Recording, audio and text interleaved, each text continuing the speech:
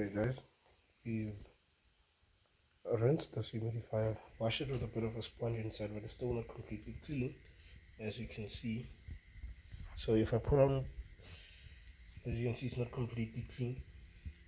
It's got boiling water in there, and as you can see, this is extremely dirty.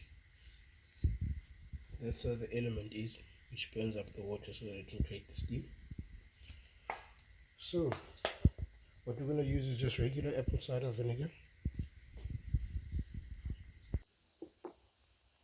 As you can see, don't really know the quantity, so we're just experimenting here.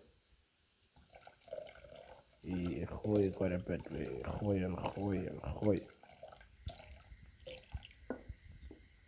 So this is a 375. It looks like we poured about 50 ml or so onto a 1.5 liter.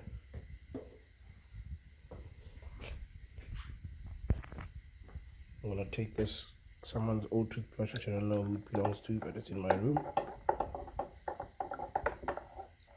Mix it up. Maybe it's not some other girl, I don't know. Some one night stand shit. Then we close it up.